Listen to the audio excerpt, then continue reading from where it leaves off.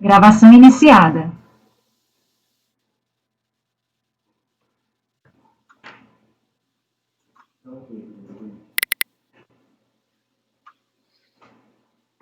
Senhores, boa tarde. Vamos dar prosseguimento aqui à nossa reunião de julgamento de novembro de 2020. Agora já adentrando na pauta da tarde, da sessão da tarde do dia 4 de novembro, e invertendo um pouco aqui a ordem da pauta, nós vamos tratar do processo 46, inicialmente, processo da recorrente usina Noroeste Paulista Limitada, com a ressalva de que o colegiado está, embora completo, não está aqui representado por todos os seus membros titulares, porque para esse julgamento especificamente, o conselheiro Rodrigo Monteiro se declarou impedido e, portanto, está sendo substituído nesse julgamento pelo conselheiro Wilderson Boto, quem temos o prazer de receber aqui na nossa turma. Já não é a primeira vez, mas é sempre um prazer tê-lo conosco, conselheiro Boto. O processo é um processo de relatoria do conselheiro Douglas, né, o processo, como disse, da usina Noroeste, processo 2007-01, e ainda ressalvando aqui a presença dos demais colegas e na ordem de julgamento, o conselheiro Daniel, o conselheiro Boto vai votar logo após o conselheiro Daniel, exatamente no lugar do conselheiro a quem ele substitui. A seguir, o conselheiro Francisco Guarita, conselheiro Douglas, conselheira Débora, conselheiro Sávio, conselheiro Marcelo e eu, Carlos Alberto. Então, conselheiro Douglas, por favor, fique à vontade para a leitura do relatório e voto, já que não temos nem para esse processo e nem para nenhum outro para essa parte da tarde manifestação de interesse por acompanhamento do julgamento ou sustentação oral. Então, conselheiro Douglas, fique à vontade, por favor. Tá, boa tarde a todos. Esse caso é um recurso voluntário da decisão da DRJ, que julgou o lançamento procedente em parte decorrente da falta de retenção de 11% referente às contribuições sociais previdenciárias. Então, peço a VNI para ler uma parte do relatório da decisão recorrida. Trata-se de crédito tributário constituído em nome da empresa Usina Noroeste Paulista, por intermédio da NFLD, no período fiscalizado que compreende os meses de maio de 2004 a dezembro de 2006. O contribuinte apresentou impugnação. Dessa impugnação, a turma julgadora houve por bem converter o julgamento em diligência nos seguintes termos. Essa turma julgadora, considerando os termos da impugnação e as demais peças processuais, encaminhou o pedido de diligência solicitando à autoridade fiscal que descrevesse de forma clara e precisa os elementos de convicção que motivaram a descaracterização do serviço prestado por cooperados por intermédio de cooperativa de trabalho. E, por consequência, os fatos que determinaram a imputação, trabalho executado como cessão de mão de obra e, consequentemente, sua exclusão do inciso 4 do artigo 22 da Lei 8212. Então, a autoridade lançadora, em resposta ao pedido de diligência, emitiu o relatório fiscal, informando em breve síntese que a Cooperativa Agrícola de Monte Aprazível, Copama, não é uma cooperativa de trabalho, sendo sim uma cooperativa de produtores rurais, não tendo cooperados, e sim empregados à sua disposição, conforme provas abaixo elencadas. E aí outro trecho que eu achei relevante ler, que esta afirmação sustenta nas informações prestadas pela respectiva cooperativa em GFIP e informações da Previdência Social, onde se observa que a respectiva cooperativa informa os segurados no Código 01, empregados, sendo que, se fossem cooperados, seria utilizado o Código 17, entre parênteses cooperados. A decisão da DRJ julgou procedente, em parte, a autuação, porque para excluir valores que estavam duplicados. Então, essa foi a parte procedente do lançamento.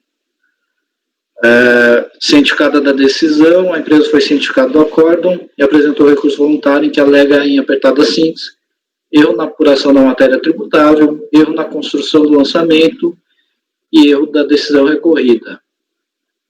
Esse é o relatório, então já passo ao voto. Apesar das alegações da recorrente de que houve erro na apuração da matéria tributável, erro na construção do lançamento e erro na decisão recorrida, analisarei tudo de forma conjunta. Todos os argumentos lançados acima querem, em última análise, ver o cancelamento do auto de infração. Por outro lado, as razões do recorrente não merecem prosperar. Verificando o descumprimento da norma previdenciária, foi lavrado presente auto de infração por descumprimento ao disposto no artigo 31 da Lei 8212, redação dada pelo artigo 23 da Lei 9.711, que eu vou deixar de ler aqui. Por outro lado, desde a impugnação, a recorrente vem alegando que a nulidade do lançamento, por erro na apuração da matéria tributável, e erro na construção do lançamento por afronta ao contraditório e ampla defesa, invocou o disposto no artigo 5º, inciso 55 da Constituição, artigo 142 do Código Tributário Nacional e artigo 243 do Decreto 3048 de 99, além dos artigos 10 e 59 do Decreto 7235, que eu vou dar a leitura. Douglas, você me ouve? Ouço. Eu não estou vendo mais ninguém aqui, só ficou eu e você na minha... Eu estou vendo o pessoal, presidente. É que fica abrindo e fechando. Mas eu estou ouvindo. Okay. Tá vendo, senhores? O Campieiro, o Varita já apareceu de volta. Débora também. É interessante, né? Que para mim apagou todo mundo, ficou só o Douglas. Achei que vocês tivessem caído, enfim. Mas estão todos presentes. Por favor, conselheiro. Não, nem caí, nem fechei, não. Tá bom. No meu está desaparecendo, muita gente está desaparecendo também no meu. O meu também. Mas eu estou ouvindo perfeitamente, todos. Okay. Bom, então vamos seguir. Tá, eu parei aqui. Por outro lado, desde a impugnação, a recorrente vem alegando que há nulidade no lançamento por erro na apuração da matéria tributável e erro na construção do lançamento por afronta ao contraditório e ampla defesa. Invocou os dispositivos do artigo 5º, inciso 55 da Constituição, artigo 142 do Código Tributário Nacional, artigo 243 do Decreto 3048 e artigos 10 e 59 do Decreto 70235 de 72. Eu vou deixar de ler para poupar dessa leitura. Por outro lado, da análise do caso, verifica-se que não houve preterição ao direito de defesa, uma vez que conseguiu se defender de forma satisfatória e demonstrou de forma suficiente a matéria infringida, bem como a análise dos valores autuados, destacando até que havia duplicidade na base de cálculo.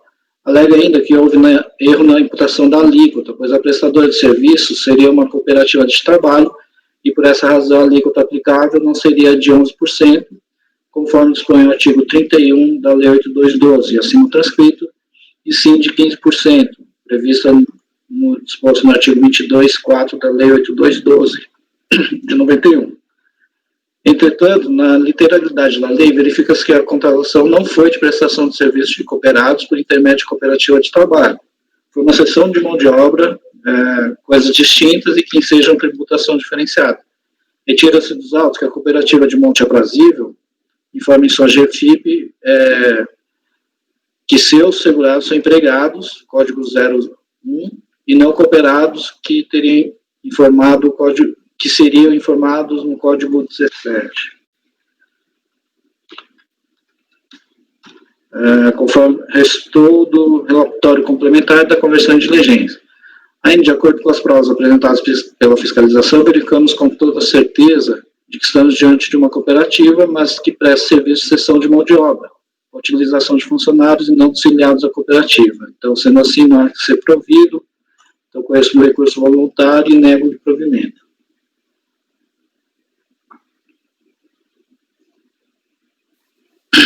Conselheiro, só um minutinho, por favor, para dar uma olhadinha.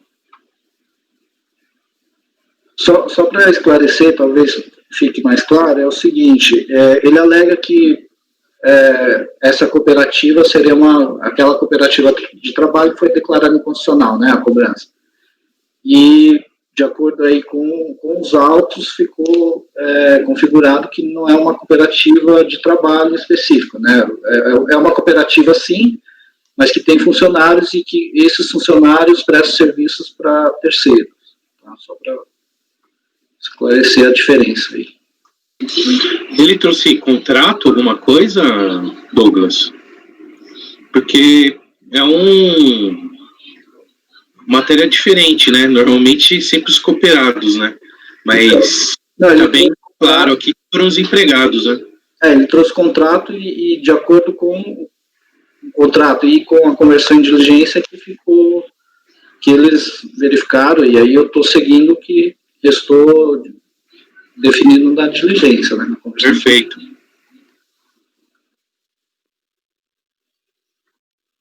E trata de que não é uma cooperativa de trabalho, né? Uma cooperativa de produtores rurais. Assim, quem presta serviço para ela são empregados normais, né?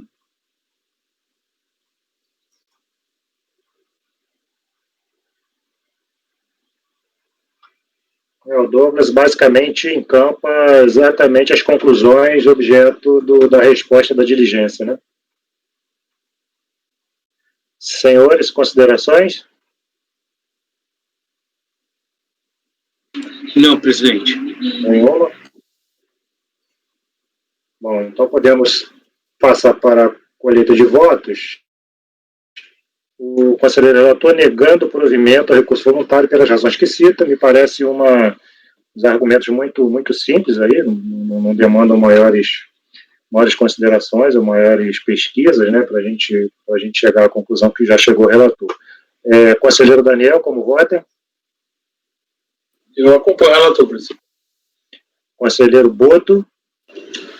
Como relator. Conselheiro Francisco Laurita? Eu também acompanho o relator. Conselheira Débora? Acompanho. Sávio? Também acompanho. Marcelo? Acompanho.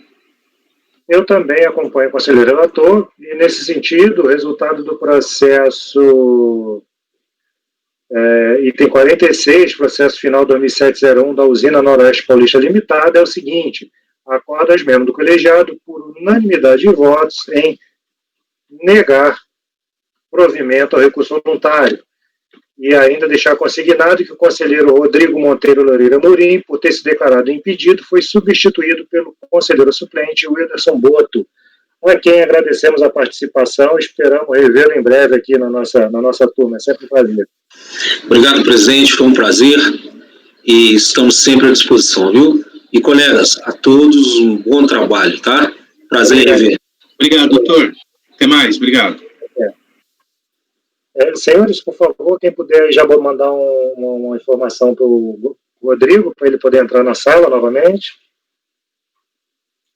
Presidente, só atender o interfone aqui nesse tempo, por favor, tá? Ok, estamos aguardando o Rodrigo voltar, fica à vontade, sabe?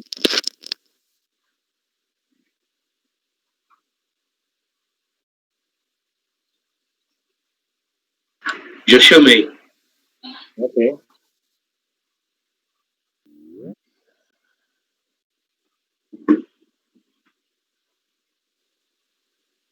Pronto.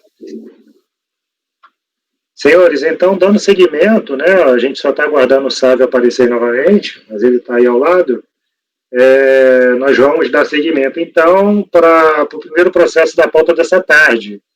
Tá? Ressaltando que a gente ficou ainda com alguns processos da pauta da manhã que a gente vai fazer ao final do dia. Próximo processo é a relatoria do conselheiro Marcelo Risso, Tramontina Belém S.A. Processo item 34 da pauta. Conselheiro Marcelo, pode ir abrindo aí, por favor, só para a gente aguardar o Sávio, mas aí já pode Está aberto, presidente. Ok. Esse caso é bem simples.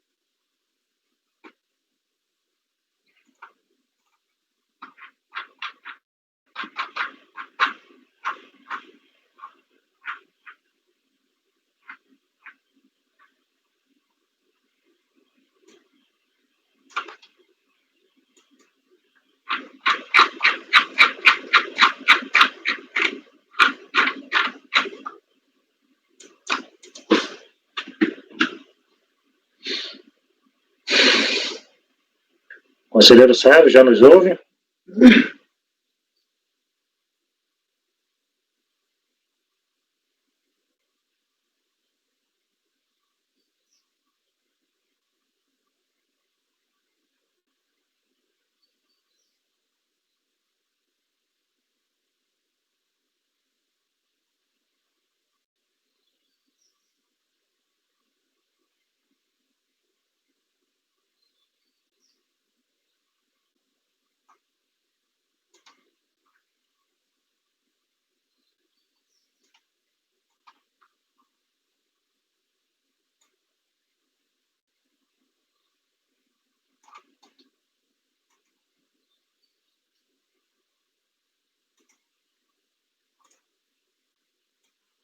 Pois não, Marcelo, podemos seguir, o conselheiro Sávio já com a gente. Desculpa a demora, pessoal. Boa tarde a todos. Esse caso aqui é a NFLD de glosa de salário e educação. É uma notificação de salário e educação, mas houve decorrente de glosa de deduções realizadas a título de indenização de dependentes. O valor de R$24 mil e alguma coisa. A empresa se defende apenas tratando da matéria de decadência. A DRJ tratou da matéria, no caso, entendeu que era 10 anos na época, e eu estou recebendo aqui o recurso voluntário, tá? Eu estou reconhecendo prazo de decadencial de 5 anos, e como se trata de valores de diferenças de glosa, aí no caso, eu até destaco o item 23 do relatório fiscal, que fala o seguinte: os valores encontram-se discriminados nos relatórios integrantes desta NFLD por estabelecimento centralizador que efetuou o recolhimento da contribuição, de acordo com o parágrafo único do artigo 660 do SRP aqui, e a discriminação dos valores glosados por competência encontra-se aqui no relatório de lançamentos e no discriminativo analítico do débito, o DAD. Aí, no caso, eu aplico 150, parágrafo 4º, com a aplicação da súmula CARF número 99, e as competências, no caso, são julho de 97 a 12 de dezembro de 2003. O contribuinte recebeu em 4/12 de 2007. Eu estou reconhecendo parcialmente aqui como decadente o período 7 de 97 a 11 de 2002, inclusive. Aí restou as competências 12 de 2002 a 12 de 2003, que ficam mantidas, e no mérito em si, como não houve questionamento por parte do contribuinte, nessa parte é mantido o lançamento do período não decadente. Aí eu estou dando parcial provimento ao recurso para reconhecer a decadência do período de julho de 97 a novembro de 2002, inclusive, aí na forma da fundamentação. Senhores, considerações?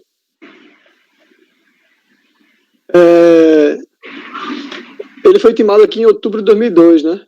4/12, 2007, folhas 49. Desculpa, 4/12 não. 2000, eu achava que tinha sido outubro de 2007, mas não ia fazer diferença não, porque de junho pula para dezembro mesmo. Ok, então aí só vão ficar essas 3 competências, né? 12 de 2002, junho de 2003 e 12 de 2003. Só ficam 3. Praticamente um ano que sobra ainda, né? 12 não, sobra um ano, mas só tem 3 competências que foram... sim, isso. Beleza. Senhores, considerações adicionais? Como vota, Daniel? Eu acompanho, presidente. Rodrigo? Também acompanho, presidente. Marita? Eu também acompanho. Douglas? Acompanho, presidente. Débora? Acompanho. Flávio? Acompanho. Eu também acompanho, e assim, eu vou registrar da seguinte forma, senhores, já que nesse caso eu sempre boto a decadência como preliminar, mas nesse caso ela não é preliminar porque o contribuinte não tratou de mérito, né? Enfim, então eu estou colocando aqui acordos mesmo colegiado por unanimidade de votos em acolher parcialmente a arguição de decadência para reconhecer a extinção do crédito tributário lançado para as competências de 97 a 11 de 2002. Ok, senhores? Processo seguinte, item 35, volume, construções e participação ilimitada. Conselheiro Daniel, por favor. Sempre lembrando, senhores, do aperto da hora, e quanto mais a gente racionalizar aí o tratamento da questão, é melhor para todos nós. Vamos, Daniel. Senhores, esse processo é um caso de julgamento de AI 68 da GFIP, né, apresentar a GFIP sem a inclusão de todos os fatos geradores das contribuições previdenciárias, e ele veio isoladamente, né, só tem a obrigação acessória. Não deu para saber o que aconteceu, nem veio distribuído da gente, nem tem informação do que aconteceu no processo da obrigação principal, né? E aí a minha sugestão seria converter o julgamento em diligência para que esses processos sejam apensados, ou, se for o caso, para que a unidade preparadora junte aos autos cópia do processo administrativo correspondente à obrigação principal, né? Além da questão de detalhar melhor, não é só ver o processo, e sim saber qual foi o desfecho, né? Porque, como a gente já viu em outros casos aqui, eventual decisão lá no sentido de que o lançamento lá da obrigação principal não constitui um fato gerador, aí o AIB8 aqui cai por terra, né? Então, meu encaminhamento é pela diligência. Você chegou, Daniel, a olhar no e-processo para ver, fazer essas consultas mínimas que a gente normalmente faz? Presidente, eu tive uma certa dificuldade, porque, assim, o e-processo, ele dá aquele número do comprote, né? Sim. E aqui a gente só tem o debitcard. E aí eu nem olhei por conta disso. Eu não sei se o e-processo eu consigo olhar pelo debitcard. Eu acredito que não. Não. Não, né? Não.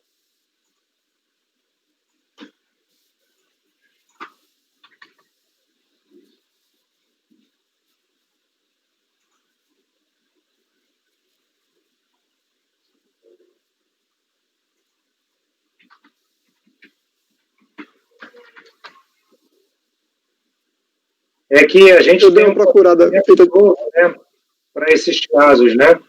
Que é o caso de uma movimentação desse processo por despacho, para que o CARF ajude aí a encontrar o processo. Mas, então, possivelmente esse aqui seja um caso antigo, né, Daniel? Com você? É antigo, é isso? Bem antigo, bem antigo. Só apresentado em 2008.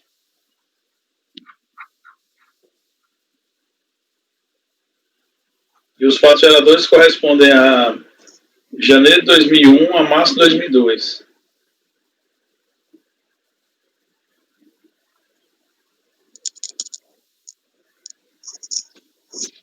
Eu dei uma procurada aqui no Comprote, pelo CNPJ, mas não estou encontrando. Geralmente a gente coloca,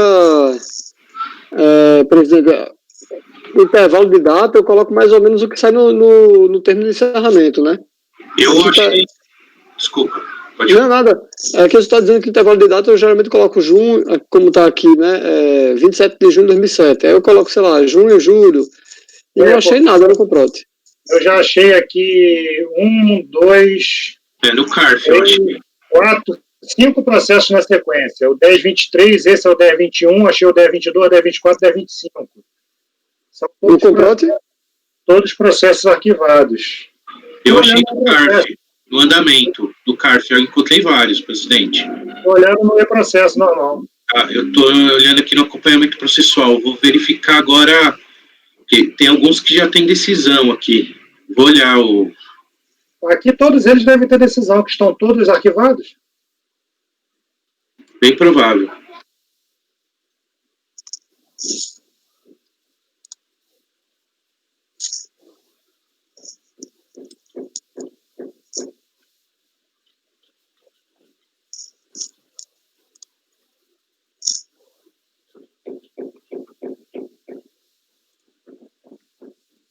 Estou olhando. Achei aqui. Achei. Eu aumentei o período de data, tá aqui, data de protocolo. Setembro de 2007, não é junho, não. Achei os 5. E possivelmente decadência, aqui, reconhecendo a decadência. Pelo menos o primeiro que eu achei, Daniel, é o processo final 2007-90.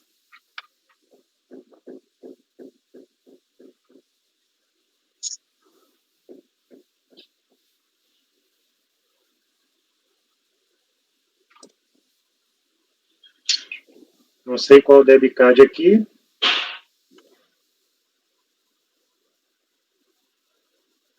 Mas é a obrigação principal.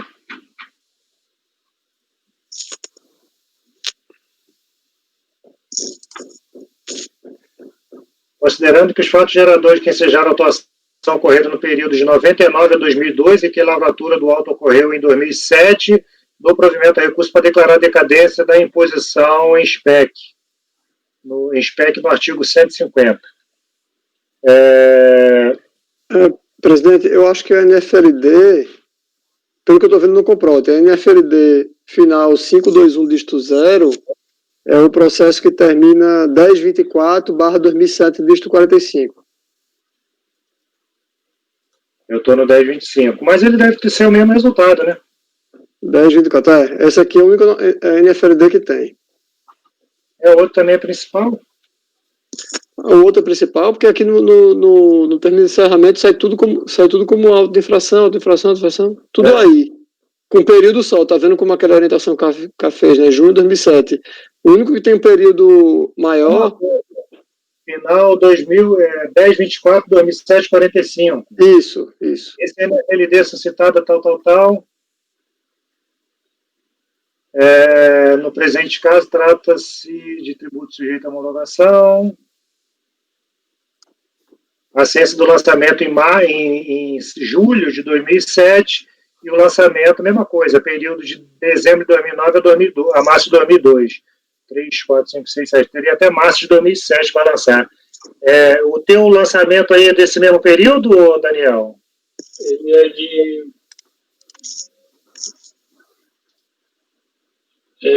Aqui tá... Sobre aqui, né? Folha 16. A março de 2002. Janeiro de 2001 a março de 2002. Eu achei os segurados aqui. Janeiro de 2001 a março de 2002, é isso mesmo. Folha 13 aqui, logo no começo do relatório fiscal. O problema é que a decadência do principal, segundo a súmula, ele não afasta a decadência Ou seja, Daniel, nós temos todas as... Os próprios acordos foram emitidos pelo CAF sobre a decadência dos processos em que se discutiu a obrigação principal. Agora a questão é, aplica-se ou não se aplica ou não ao CFL 68, né?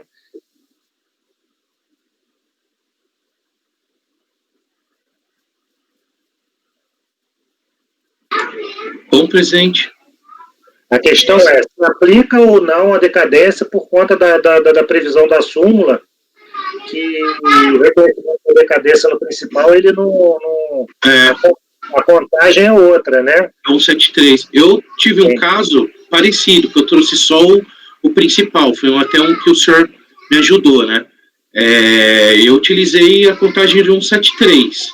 Sim. Aí, nesse caso, com a contagem de 173, não cai todo o lançamento. Só parcial. O problema é, se caiu o principal, e aí é uma outra tese para se discutir, caiu o principal, não posso aplicar a decadência no acessório também, porque o acessório conta de forma diferente, perfeito. Mas como que eu faço, nesse caso, para aplicar a retroatividade benigna? Né? Porque a retroatividade benigna é 75% do anterior, ou, quer dizer, cobram a multa anterior ou 75% pela nova legislação do débito lançado. Como o débito lançado, nesse caso, é zero, 75% de zero é zero. Agora, tem que ter uma construção para isso. E a gente acabou não se debruçando especificamente sobre isso, porque depois saiu essa súmula, a gente não entrou nesse mérito em si de fazer um voto para fazer esse debate. Ó, mesmo nesse caso, porque eu cheguei até a aplicar em alguns casos, falar assim, ó, tem que exonerar tudo porque 75% de zero é zero. Eu acho que 75% de zero é zero e deveria se exonerar, né?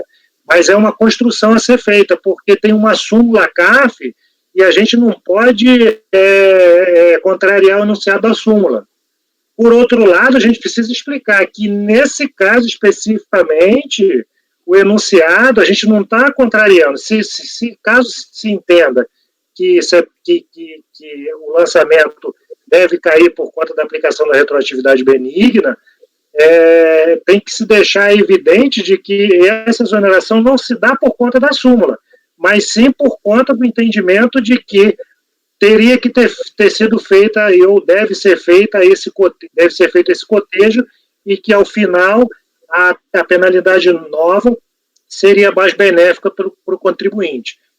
Mas, enfim, isso é uma construção que precisa ser feita. Aí seria a base de cálculo, seria zero, né? 75% de zero, né? A gente está tratando da base de cálculo. A gente não está deixando de aplicar a súmula, né?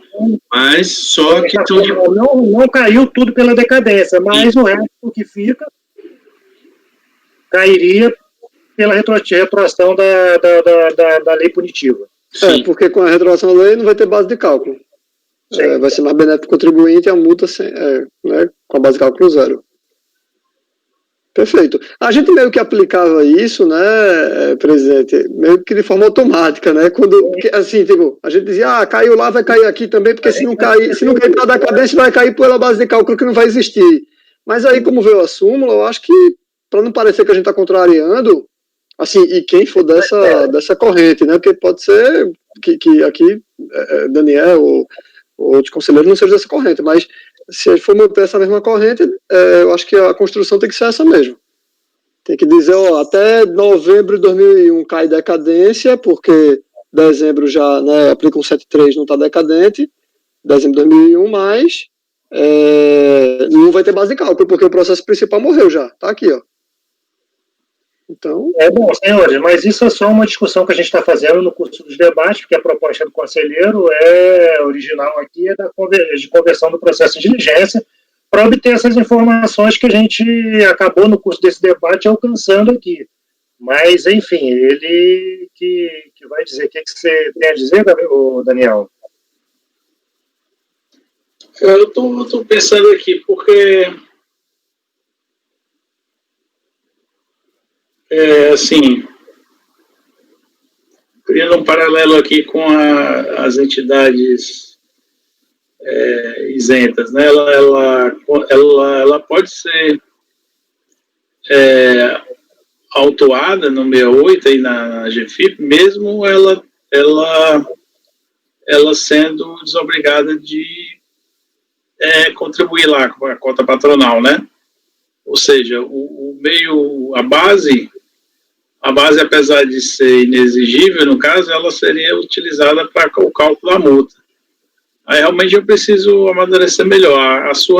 A tese é boa, mas eu não sei se, porque, assim, aqui é diferente, porque, assim, é uma decadência que está sendo... que foi reconhecida posteriormente. Se o fiscal lá na fiscalização, isso aqui é decadente, eu não vou nem fiscalizar, não vou nem lançar, então não teria tido nem o 68, nem a obrigação principal, nem a obrigação acessória, né? Seria as duas, mas lá, na época, inclusive estava na lei, né, o artigo 45, 46 da da Lei 8.612 dizia que a decadência das contribuições previdenciárias eram 10 anos. Aí veio um entendimento judicial e alterou isso para dizer que é a mesma do crédito tributário lá, dos outros tributos, né? E aí, por isso, eu não assim, tenho que evoluir melhor, mas não vejo assim de uma forma automática, não. Porque é decadente, eu não vou contar a contagem é diferente, mas a base é zero, porque eu vou comparar e vou dar a retroatividade benigna. Assim, eu não estou muito confortável para aplicar esse entendimento aí que você falou que vai necessitar realmente de uma construção, entendeu? Mas... Daniel, até me permita fazer aí uma complementação ao seu raciocínio. Eu acho que a gente já teve essa discussão mais ou menos no ano passado, né? E aí, cara, tu tá partindo de uma premissa de que, como naquela época os artigos 45 e 46 estavam vigentes, e aí tu tá levando em conta o 144 do CTN, aplica-se a lei ao tempo dos fatos, ainda que posteriormente revogada ou modificada, né? Depois, com a declaração de inconstitucionalidade, é outra coisa, mas tu tá partindo dessa premissa de que naquele tempo os artigos estavam em vigor, certo? Só que qual é o ponto aí? O STF declarou a inconstitucionalidade, e aí publicou a súmula 8, salvo engano, certo? Você não consegue mais sustentar a ideia com base no 144, de que naquela época os artigos estavam em vigor. Que aí você vai estar aplicando um artigo, entendeu? E aí você não pode porque você vai estar contrariando a súmula. Esse seria o primeiro ponto. O outro ponto aí é o raciocínio do presidente. Que aí também eu preciso até compreender mais. Não que esteja errado, claro, mas eu não entendi. Assim, a gente já teve essa discussão também, mas eu não me recordo bem. Mas também, como eu estou falando, né, não que esteja errado, mas que eu realmente ainda não captei assim com com a atenção devida. Só fiquei com uma dúvida aqui, Daniel. Quando tu comentasse que essa multa é aplicada mesmo às entidades isentas, não compreendi, não, essa tua linha de raciocínio. Entidade isenta paga CFL 68, se tem que... É porque ela tem empregado, né? Ela é obrigada a fazer a retenção, por exemplo, né? Então, ela é passível dessa multa. Mas eu acho que tem um questionamento que incidiria essa multa mesmo sobre essa base que foi exonerada patronal. E é isso que me parece que o Daniel traz à colação. Nesse caso... A obrigação acessória é de declarar, e a questão aí não por exemplo, essa multa, ela não é, digamos assim, arrecadatória. O grande lance dela é possibilitar alimentar os sistemas dos benefícios da Previdência Social, né? Porque se o cara deixa de informar em GFIP os fatos geradores das contribuições, ele dá um prejuízo para os próprios segurados, né? De que não vão ter, se eu não me engano, é o Quinisa lá, porque antigamente, acho que isso aí não era nem nosso tempo, presidente, no tempo dos nossos avós, o cara tinha que ter o carnezinho comprovando que pagou a Previdência, senão ele não conseguia se aposentar, né? E aí, de uns tempos para cá, com essa evolução do sistema, tudo bem, é igual quando você paga um boleto no banco, você guarda o boleto, mas raramente dá um problema, porque já está no sistema aquele pagamento.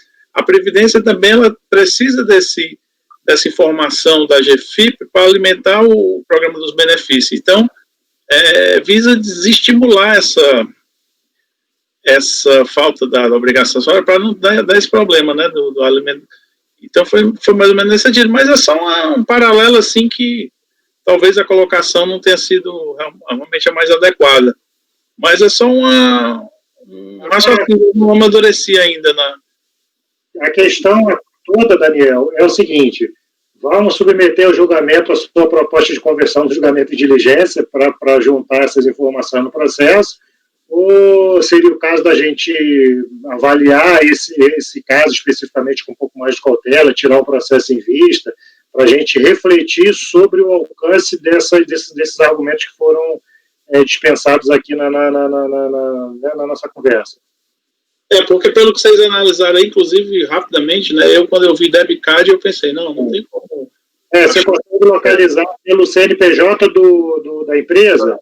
Pois é, eu não tive essa mesmo, mas vocês conseguiram vincular com certeza que aquele processo é a obrigação principal desse processo, não é isso? A gente não parou aqui exatamente para fazer isso com absoluta certeza, né? Mas a conclusão... Não, dá para ver sim, presidente. Então, a conclusão de que nos leva a ter essa convicção é que os processos são os processos sequenciais. Foram emitidos exatamente todos eles no dia 17 de setembro de 2007. Então, muito provável que tivesse a empresa sendo objeto de duas fiscalizações diversas, concluindo no mesmo dia. Mas presidente, deu para ver sim nesse caso, porque quando coloca no comprote o número, aparece documento de origem, né? NFLD 37 10 55 210, que é justamente bate com que como eu te falei, eu realmente não olhei. Posso abrir até ele aqui, que vai estar no volume 1. Do 10/24/2007, 45. Mas é isso, buscando pelo comprote, ele aparece lá também. Você já fez essa consulta. Então, Daniel, você não tem dúvida de que a conclusão desses processos está disponível no sistema aí. Chegou no próprio site do CARF, né, porque os acordos desses processos já estão disponíveis. Está aqui, NFLD 37 10 55 210. Esse é a NFLD desse processo aqui. É o 11.330, que é o mesmo número teu aí, 001024 2007 45. Tá.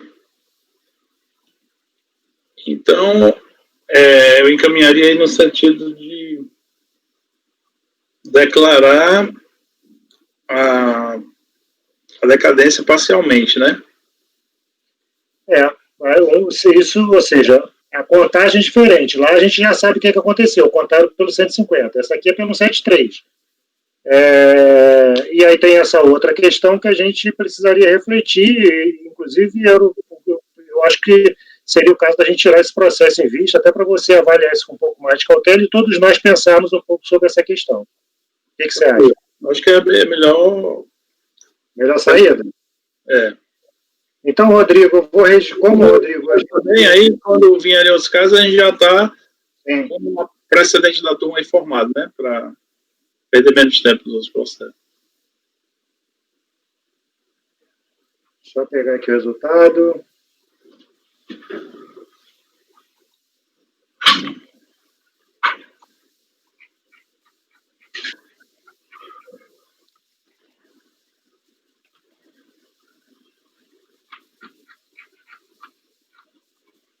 Esse é o processo da Volume Construções. Senhores, tudo bem para todos? De todo modo, o Rodrigo seria o primeiro a votar. Vou registrar aqui visto ao conselheiro Rodrigo. O conselheiro relator votou por reconhecer de ofício a decadência de parte do período lançado. E que mesmo assim uma parte cairia pelo eu coloco aqui a sua proposta de diligência, Daniel. Não, mas aí, na verdade, você fez a proposta e a gente nem submeteu a votação. Você mesmo está concluindo que dá para a gente fazer de outra forma, não é isso? Isso. Alterando o seu voto. Então, eu não preciso colocar isso. E aí, eu estou registrando só porque foi a manifestação que você já viu, a partir das conclusões que a gente já tem absoluta certeza em relação ao processo das obrigações principais, que lá correu pelo 150, aqui corre pelo 103, então seria só parte do período lançado, e aí eu vou informar que houve pedido de vista e não votar os demais conselheiros. Tudo bem, senhores? Combinado. Ok, então ficou desse jeito, visto ao conselheiro Rodrigo, o conselheiro relator votou por reconhecer de ofício a decadência de parte do período lançado. Neste ponto, houve pedido de vista, não votar os demais conselheiros. Próximo processo, Fundação Arthur Lange.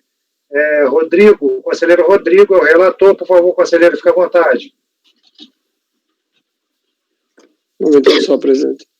Só para fazer essa anotação aqui das vistas.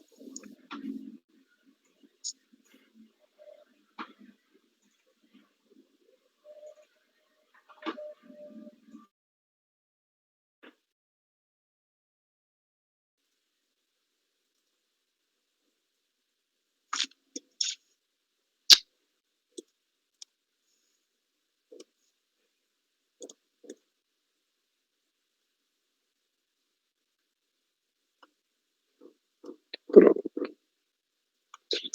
36.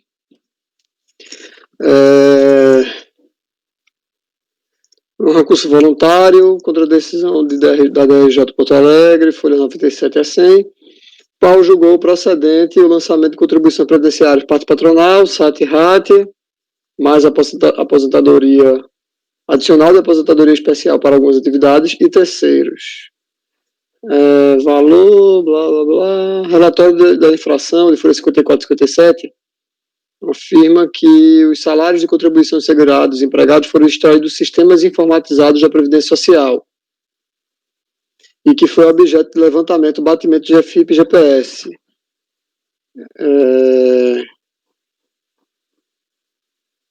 Enfim, a impugnação, folha 74 a 87, alega decadência, alega também que não ser devida por parte da empresa a contribuição adicional de 6% sobre a remuneração de segurados empregados para o financiamento de aposentadorias especiais, porque possui em seu quadro funcional apenas 4 funcionários, cujas funções são zelador, recepcionista, dentista e médico.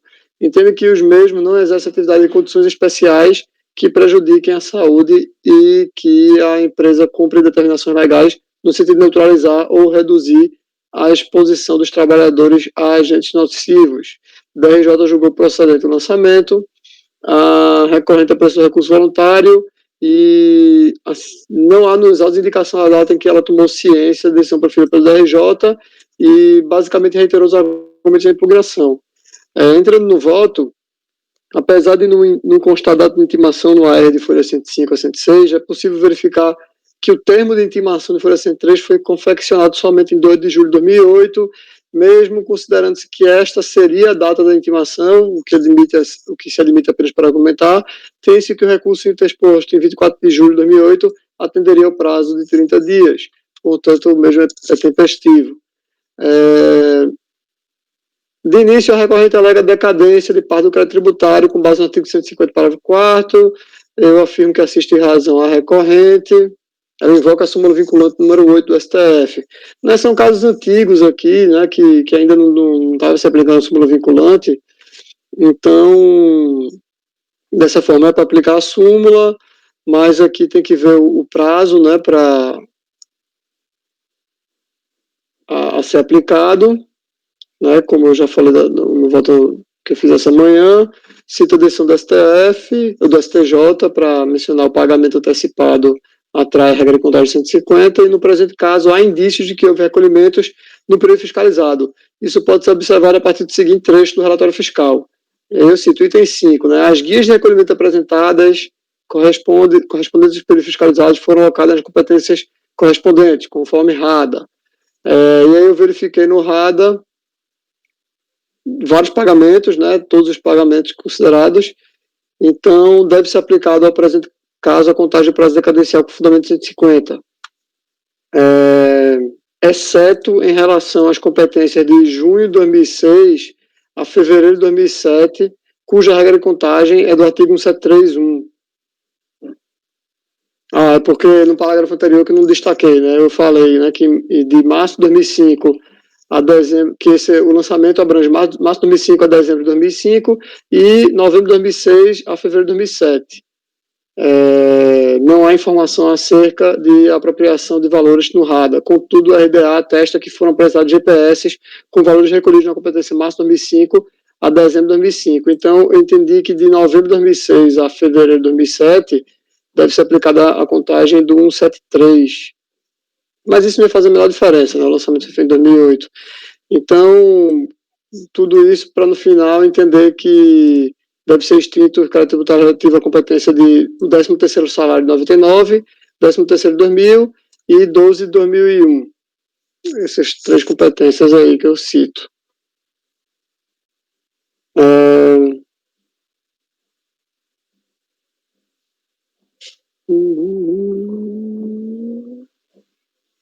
Mérito. A recorrente alega que cumpriu todos os requisitos legais para neutralizar e reduzir a exposição de trabalhadores a agentes nocivos e, consequentemente, o adicional 6% do para o rato seria indevido.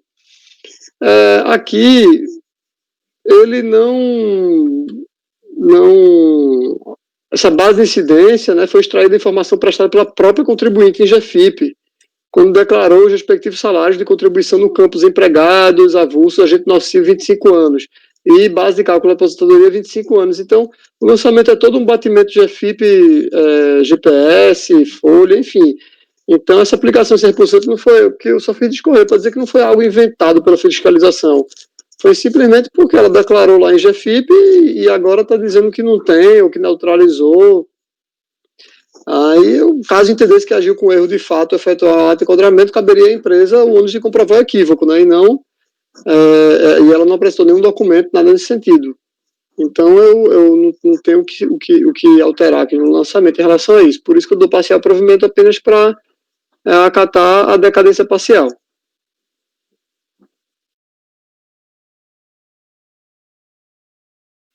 Senhores, considerações? E as competências quebradas que eu citei aí, nada mais é porque eu disse, vai ser até fevereiro de 2008, foi citado em fevereiro de 2008, então anterior a fevereiro de 2003, mas anterior a fevereiro de 2003 só tem essas 3 competências mesmo, não é porque aplicar a regra uma regra outra não, é só por causa disso. Alguém quer fazer alguma consideração, senhores? Conselheiro relator dando provimento parcial ao recurso voluntário, isso tudo por acolher parcialmente a preliminar de decadência, reconhecendo extintos os débitos das competências de 13 de 2000, as competências 13 de 99, 13 de 2000 e 12 de 2001. No mérito, ele vota por negar provimento ao recurso voluntário. Daniel, como vota? Eu acompanho, presidente. Guarita? Eu também acompanho. Douglas? Acompanho, presidente. Débora? Acompanho. Sávio? Acompanho. Marcelo? Acompanho. Ok, senhores, eu também, nesse sentido, fico acordo mesmo colegiado por unanimidade de votos em acolher parcialmente a preliminar de decadência para reconhecer a extinção do crédito tributário lançado para as competências. São as 3, não é isso, Rodrigo? Isso, são essas 3 mesmo. 13 de 99, 13 de 2000 e 12 de 2001.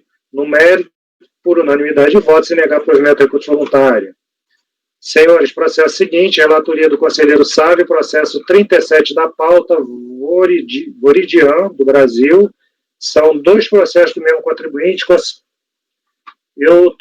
Para mim, sumiram todos. Vocês estão aí, presentes? Eu estou vendo, só não estou vendo o Daniel. Eu também. Agora apareceu o Daniel. Francisco, tá online, Francisco? Eu estou vendo todo mundo, até o presidente. Então, beleza. Então, Sávio, podemos seguir então para o seu processo? É o processo. Claro. Vai começar pelo 37, é isso? Isso, que é o final 2375, não é isso? Perfeito, fique à vontade. Beleza. Como eu havia falado também, em relação a esses processos, presidente, são idênticos, o que vai mudar aí é uma ou outra competênciazinha, enfim. Os 2 processos têm por objeto aquela retenção de 11%, né, tomada aí, exigida, melhor dizendo, de empresa tomadora de serviços executados mediante cessão de mão de obra. E aí, nesse caso em específico, qual é o ponto? Essa empresa aqui, nesse tempo aqui da autuação, utilizava-se de serviços de transporte de cargas, tá? E aí, eu já posso passar para o voto, que aí não tem muita, né, já é uma questão. E aí, nesse tempo, existia aquela disposição, até contida lá no no decreto do Regulamento da Previdência, decreto 3.048/99, dispondo que realmente a operação de transporte de cargas e passageiros deveria sujeitar-se, né, a empresa contratante deveria sujeitar-se a essa retenção aí, tá? E aí, essa questão, né, os fatos aqui compreendidos haveriam de ser regulados por essa norma, só que aí estava em vigor também a instrução normativa aqui do INSS 71 de maio de 2002, que dispunha o quê? Que nesses casos de operação de transporte de cargas e de passageiros, apenas a empresa tomadora apenas estaria sujeita a essa retenção se no contrato estivesse a obrigação da empresa da empresa contratada, no caso, né, manter a equipe à disposição da empresa contratante. E esse aí é o ponto que reside aí a nossa discussão. E aí eu estou aqui fazendo um apanhado da jurisprudência do CAF, nesse sentido, né, que dispõe pelo dever da autuação, da fiscalização, comprovar que houve a cessão de mão de obra, tal, que não é só a natureza do serviço que determina se vai haver ou não a retenção, até porque a própria instrução normativa dispunha lá que o contrato que essa questão deveria estar explícita em contrato e que a empresa contratada deveria manter à disposição da empresa contratante equipe, enfim, é mais ou menos por aí que eu estou caminhando, de acordo com essa jurisprudência que, pelo que eu notei aqui, já é um tanto pacífica no âmbito desse tribunal aqui, tá, presidente? Então, é basicamente isso. Não sei se eu me fiz inteligível aí nas colocações, mas acredito que vocês já tenham se debruçado sobre essa matéria em tantas oportunidades, e aí até por questão de poupá-los do tempo, eu preferi, achei por bem aí já ir direto ao voto e fazer esses atropelos aí eventuais.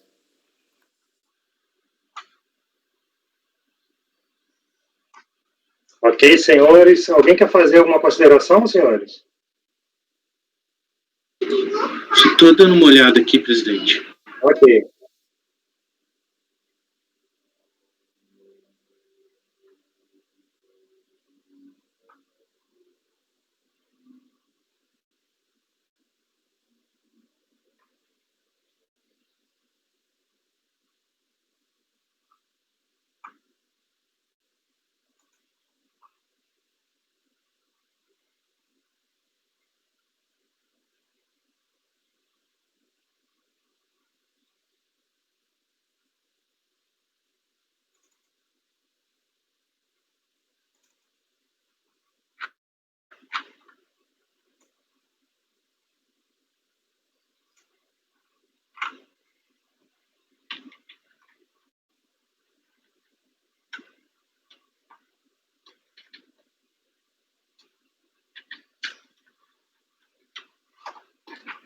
Ok, já avaliei.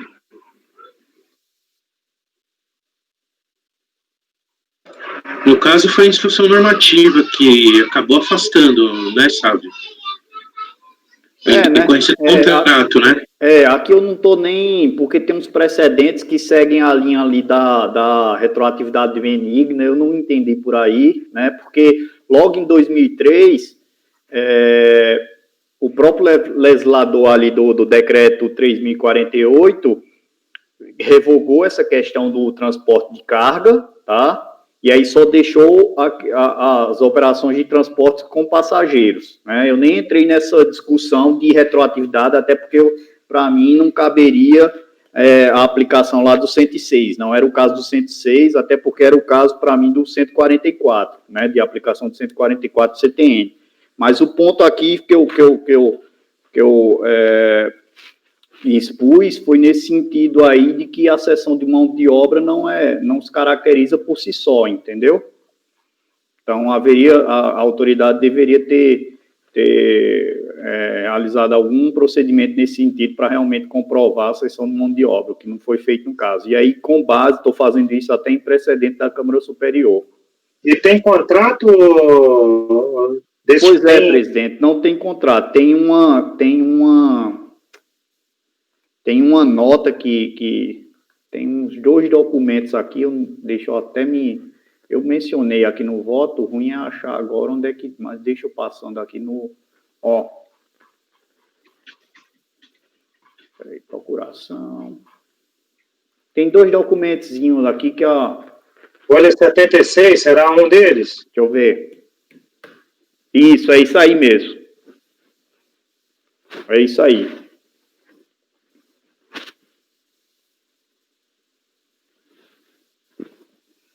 Aqui não tem nenhuma evidência de que transporte de cargas, né? Não...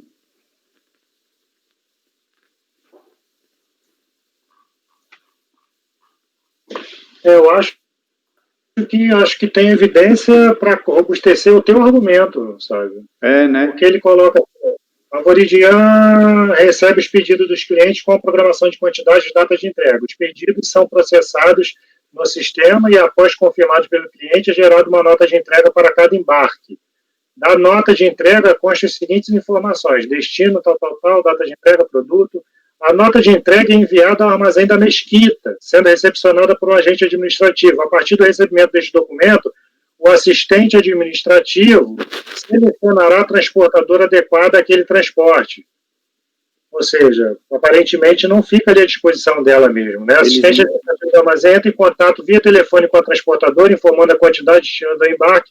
Caso haja disponibilidade, a transportadora confirma a agenda ou horário para carregamento. Uma vez recebida a confirmação do transportador, o assistente administrativo solicita a emissão da nota fiscal de venda e envia por fax. A transportadora utiliza a nota fiscal de venda, documento necessário.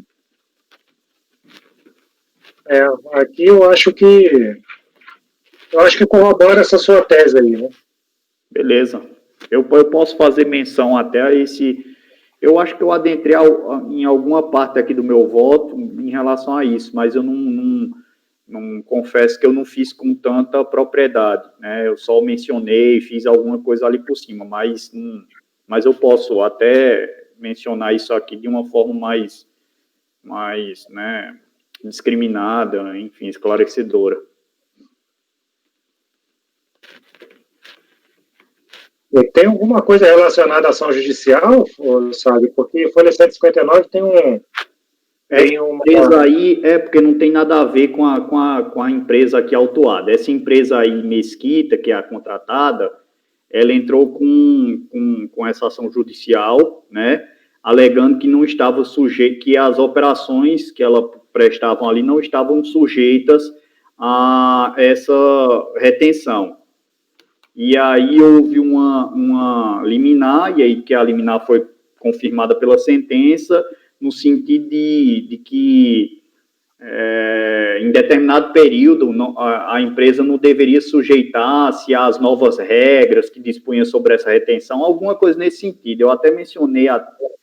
tem uma certidão de objeto em pé, um pedido numa certidão de objeto em pé, em que se certifica que, a pedido da parte interessada, que revendo os autos mandados de segurança número tal, verificou constar que a NTC, que é a Associação Nacional de Transporte de Carga, escrito CBF tal, impetrou o mandado de segurança contra o gerente do Regional de Arrecadação e Fiscalização do INSS, objetivando assegurar aos associados do impetrante o direito para que as empresas tomadoras de seus serviços não efetuassem a retenção de 11% do valor bruto na nota fiscal ou fatura. Ou seja, tudo bem?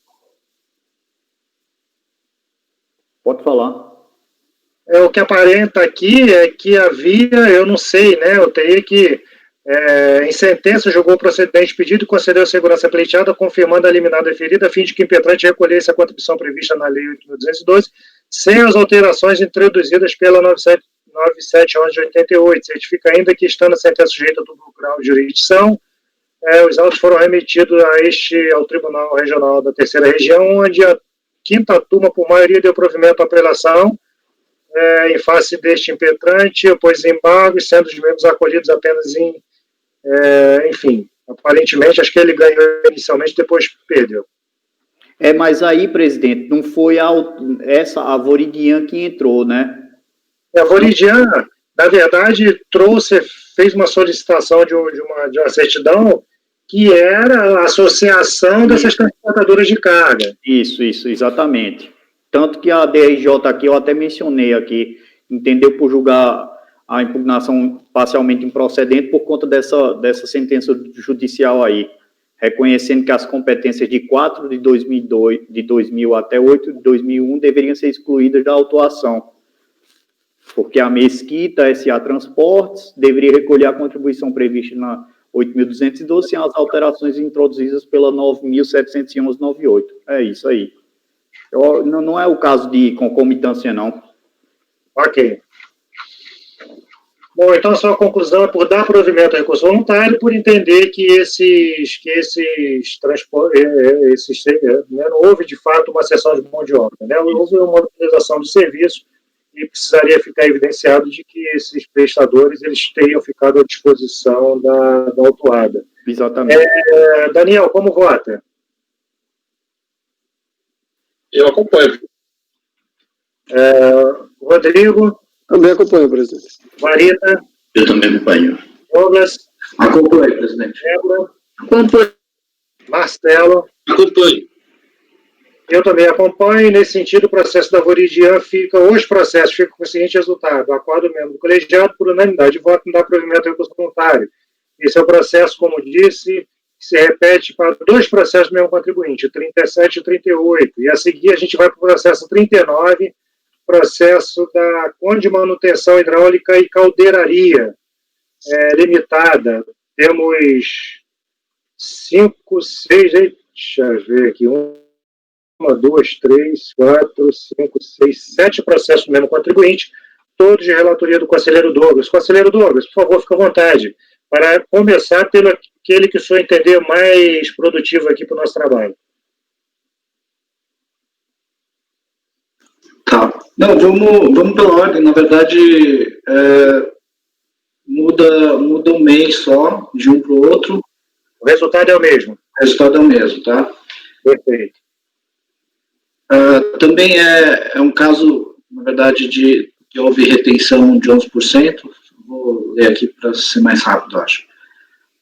Recurso voluntário da decisão proferida pela DRJ, que julgou improcedente a manifestação de conformidade e não reconheceu o direito creditório decorrente de contribuições, de retenção de contribuições previdenciárias, nos termos do artigo 31 da Lei 8212. Aí teve a manifestação de conformidade, a contribuinte em questão reunia todos os requisitos e cumpriu todas as formalidades a tempo e modo dos pedidos de restituição, emitiu todos os documentos fiscais, realizou todos os pagamentos a seu cargo e carregou ainda aos pedidos administrativos de restituição os recolhimentos realizados pelo tomador responsável tributário da obrigação principal. Não caberia aqui nesses autos de restituição perquirir acerca da legitimidade ou ainda da legalidade dos pedidos de restituição que foram feitos oportunamente, no momento em que a empresa ainda era optante ao Simples Nacional e nada devia a título de previdência patronal. O direito à restituição é índice da qualidade que ostenta a contribuinte no momento do seu protocolo e deve ser deferido com os consectários de lei. Tá, aí teve a decisão do DRJ que manteve, que negou, indeferiu o pedido de restituição do contribuinte. Ele apresentou recurso voluntário reiterando as alegações apresentadas em sede de impugnação. O que aconteceu antes? Só para esclarecer aqui. O contribuinte contratava mão de obra, fez as retenções. A época das prestações de serviço ele era do Simples, e aí ele ingressou com pedido de restituição. No meio do trâmite, verificou-se que ele não podia estar incluído no Simples. Então, ele tinha lá, fazia alocação de mão de obra e foi excluído. E aí, essa foi a base de si, para que ele não tivesse direito à restituição. Aí eu vou passar aqui ao voto. Feito esse esclarecimento, eu passo ao voto. A requerente ingressou com pedido de restituição dos valores indevidamente retidos a título de contribuições previdenciárias decorrentes de retenções ocorridas com base no disposto no artigo 31 da Lei 8212. Na época das retenções, a recorrente era optante pelo Simples e requeriu a restituição dos valores pagos indevidamente. Após ter feito os pedidos, houve a verificação dos serviços prestados pela recorrente e chegou-se à conclusão de que prestava serviços de montagem de estruturas metálicas e que desempenhava tal atividade de forma cumulativa com locação de mão de obra, que é vedado pela legislação do Simples Nacional. Aí teve um relatório produzido pela seção de orientação, verificou-se também pelos documentos analisados e mediante a consulta efetuada no sistema, que a requerente é optante pelo Simples desde 1º de julho de 2007. A atividade da empresa em si não é obstáculo para que efetue a opção pelo Simples, mas a forma como a atividade foi desempenhada e realizada é que impede a empresa de estar no Simples, constante disposição contida no artigo 17, inciso 12 da Lei Complementar 123. Da maneira como foi desempenhada e realizada a atividade, a empresa deveria ter sido tributada na forma do anexo 4 da Lei Complementar 123, hipótese em que não estaria incluída no Simples Nacional. A contribuição prevista no inciso 6 do caput do artigo 13 dessa lei complementar, devendo ela ser recolhida segundo a legislação prevista para os demais contribuintes ou responsáveis.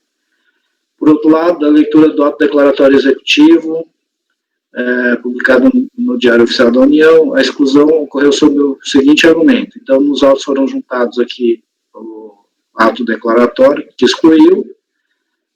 Ocorre que, ao não impugnar especificamente a sua exclusão do Simples, a recorrente acabou acatando a decisão e reconhecendo que sua opção não estaria correta. Aí eu cito aqui uma jurisprudência da STJ, falando que o ato declaratório de exclusão do Simples tem efeitos retroativos. Então, com a declaração de exclusão da recorrente do Simples, e que tal decisão tem efeitos retroativos, deve ser consignado que os valores pagos por ela teriam sido feitos a menor, e conforme se verificando os presentes autos, a recorrente passou a ser devedora e não credora, como alega, de modo que não sustenta o pedido de restituição. Diante do exposto, com esse recurso voluntário e nego provimento. Senhores, considerações? Ela poderia fazer a compensação, não poderia?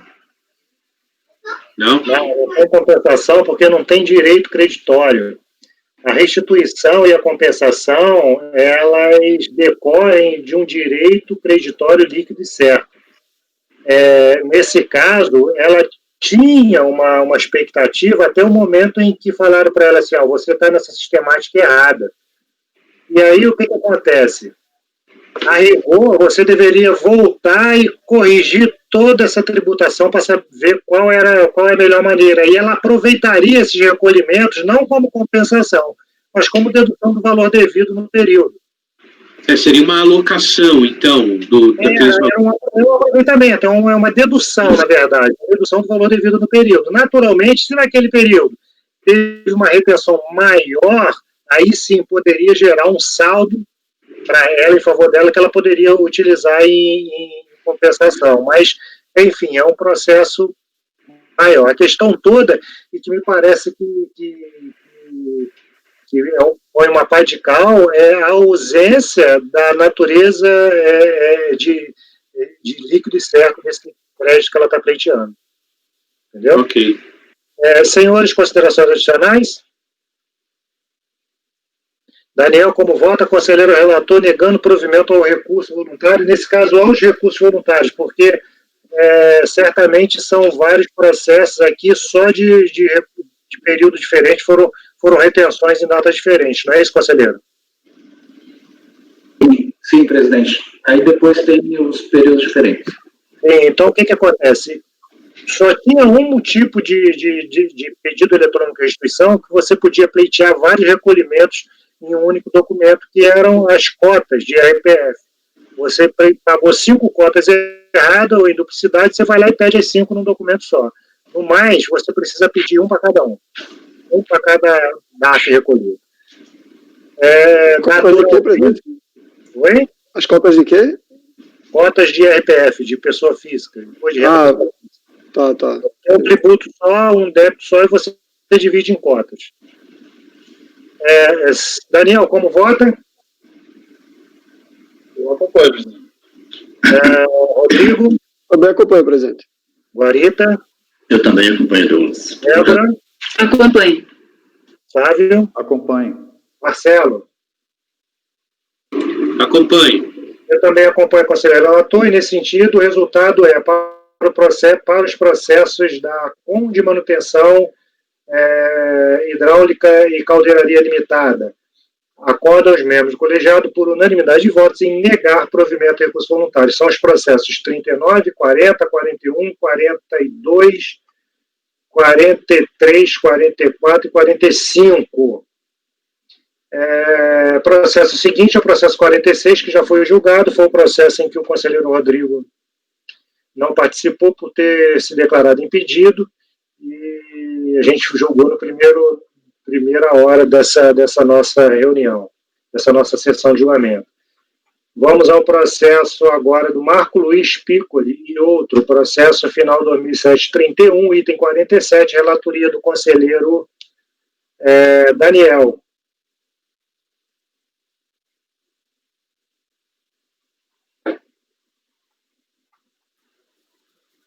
Senhores, esses dois processos, 47 e 48, eles são praticamente iguais, certo? Esqueci aqui só de fazer o cabeçamento e mudar o nome do recorrente. No caso, aqui é uma situação de obra de construção civil, né? Foi emitido, os contadores apresentaram um DISO, né, que é a declaração de informação sobre a obra, e juntaram documentos para comprovar a realização de obras em período abrangido pela decadência, a qual foi protocolado seu número tal. E aí foi emitido o ARO, que é o aviso para regularização da obra, que ele é como se fosse um relatório aí de construção do crédito tributário, né, do lançamento. E toda a CNEUM aqui, tanto esse processo como o processo seguinte, ele gira em torno de uma tentativa dos contribuintes de provar que essa obra foi executada e concluída aí em período decadencial. Esse contribuinte fala muito que já existia um galpão lá em 1991 e aí ele tenta demonstrar assim, até com nota fiscal de vendas lá da empresa que está instalada. Enfim, ele tenta de toda maneira comprovar que a obra que esse lançamento estaria supostamente fulminado aí pela decadência, mas ele não consegue comprovar, e em um ponto ele admite que realmente não tem os documentos exigidos pela lei, né? E aí, aqui, na época, eu acredito que hoje os documentos sejam basicamente os mesmos, mas as instruções normativas, elas discriminam lá como você quais são os documentos hábeis para comprovar a decadência da obra. No caso aqui era o artigo 496 da instrução normativa vigente na época, a instrução normativa INSS número 100, né? E ele não comprova, certo? E aí, exatamente, porque às vezes os contribuintes, eles mudam, né, assim, alguma coisa até o formato, mas ele exatamente apresentou em sede de recurso voluntário a mesma coisa, a mesma alegação, os mesmos documentos que ele tinha apresentado na impugnação. E como eu coloco aqui, o recorrente não conseguiu comprovar que a obra de construção civil foi executada ou finalizada em período abrangido pela decadência. Nenhum dos documentos apresentados na impugnação comprova a data da realização da obra e cumpre os requisitos certos no artigo 496 da IN número 100, vigente à época da ocorrência do fato gerador. Em razão de o contribuinte não ter prestado nenhuma nova alegação ou documento comprobatório, adoto a fundamentação da decisão recorrida como minha razão de decidir de acordo com o permissivo previsto no artigo 57, parágrafo 3º do regimento interno do CAF, nos seguintes termos. O contribuinte, em sua defesa, admite que os documentos por ele apresentados para fazer prova da realização da obra em período decadente não são aqueles listados e exigidos na legislação vigente à época. Lançamento do crédito, setembro de 2006, ou seja, os constantes dos parágrafos 2º, 3º, 4º, 5º e 6º do artigo 496 da IN, número 100, publicada em 24 de dezembro, e solicita que os documentos por ele apresentados sejam analisados em conjunto e que possa ser admitida a decadência. Ocorre que a análise dos documentos trazidos aos autos pelo contribuinte isoladamente ou em conjunto não comprova a decadência requerida, uma vez que não foi encontrado nenhum deles a prova inequívoca da conclusão parcial ou total das edificações em período abrangente pela decadência. Esta não ficou comprovada, não cabendo a sua presunção. Na descaracterização oferece a possibilidade de serem apresentados diversos documentos que serviriam para comprovar a realização da obra em período decadencial, ressaltando que alguns fariam provas apenas para um mês ou os meses a que se referisse, contanto que tivesse vinculação inequívoca à obra e ainda que fosse contemporâneo do fato a comprovar. A empresa não apresentou nenhum não apresentou nenhum documento com essas características. Em razão disso, entendo que não merece prosperar as alegações recursais. Diante do exposto, voto por conhecer o recurso voluntário para negar o provimento. Assim, o que acontece, né? Eu acho que hoje está mais comum do que antigamente. Muita gente, principalmente no interior, realiza as edificações, né? Executa as obras e não faz o SEI, né? Que é o cadastro da obra. Aí não recolhe as contribuições e fica contando com a sorte de quando vier alguma... No caso aqui não foi fiscalização, às vezes ocorre. Aqui ele foi, né, apresentou o dízimo para ele ter a documentação da obra todinha, para ele poder averbar no cartório, tudo bonitinho, só que ele não conseguiu a regularização da obra porque, assim, sem pagar os tributos devidos que incidiram sobre a obra. Ele pensava que esses documentos iriam comprovar, mas acabou que realmente, apesar de ele apresentar alguns documentos, nenhum traz uma prova inequívoca de que a obra já foi finalizada em período decadencial. E ainda assim, né, mesmo que a gente tivesse uma convicção, que não é o caso, mas os documentos têm que atender aos requisitos da legislação, o que não ocorreu. Então, eu conheço do recurso para negar provimento. Senhores, considerações? Nesse caso, a legislação é taxativa lá em enumerar alguns elementos, alguns documentos que permitem, né, concluir o início da obra em período pretérito, né? Mas tem que finalizar, né, uma obra em período decadencial, porque pode ser que também haja, nada impede que haja decadência. Às vezes ele finaliza dentro do período decadencial, mas ele iniciou a obra num período muito anterior. Então você tem tanto documento, a legislação traz tanto elementos que comprovam, exemplo, documentos que comprovam o início, quanto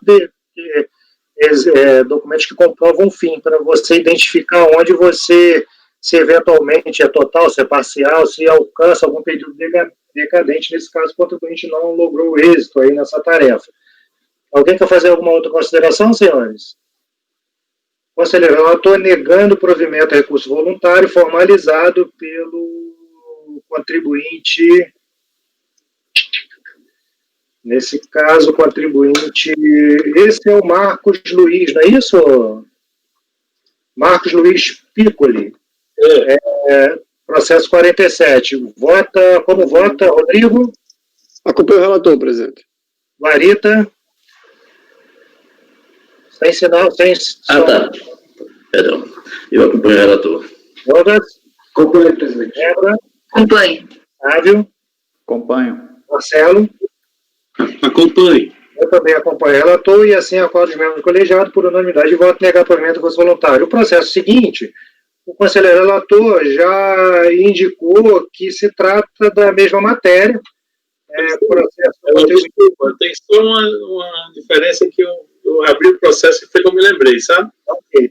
Na verdade... Aqui, Daniel, qual é o contribuinte? Senão a gente já não falou no começo, não fala no final. É o Julesmar.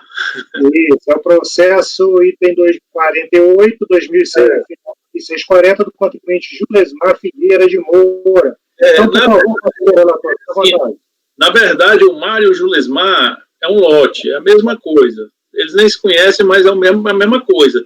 Sendo que o Julesmar, a diferença é que ele apresentou o recurso muito intempestivamente.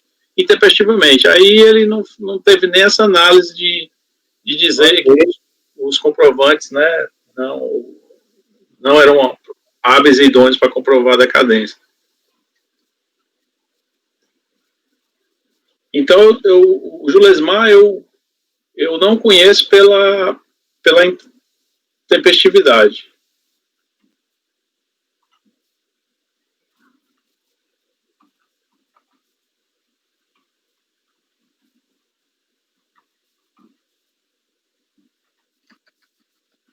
Senhores, querem verificar aí?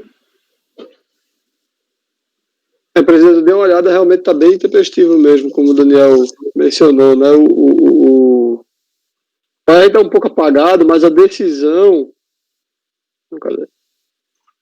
23/10/2007. O AR. E o recurso é de 25 de abril de 2008.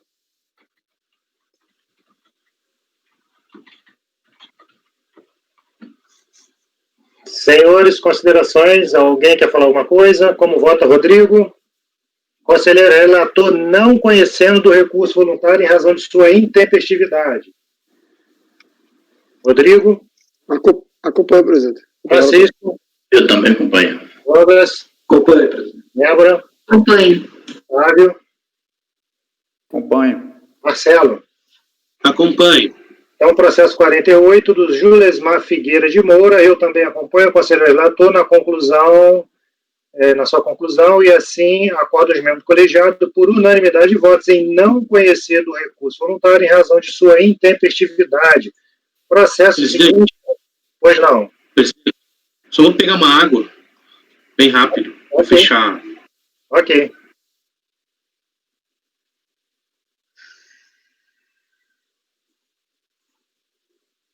Processo seguinte, na verdade serão processos, porque são 3 processos do mesmo contribuinte, Camaleão Produções Artísticas, e mesmo resultado, Douglas, para eles?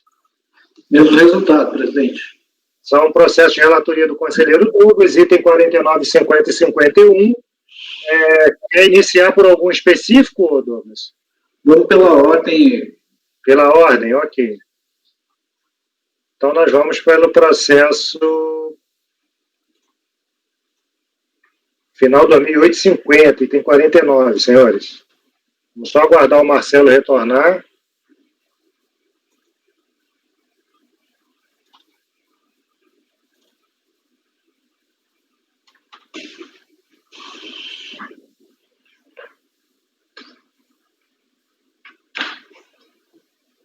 Fica à vontade, conselheiro Douglas. Marcelo já está a posto.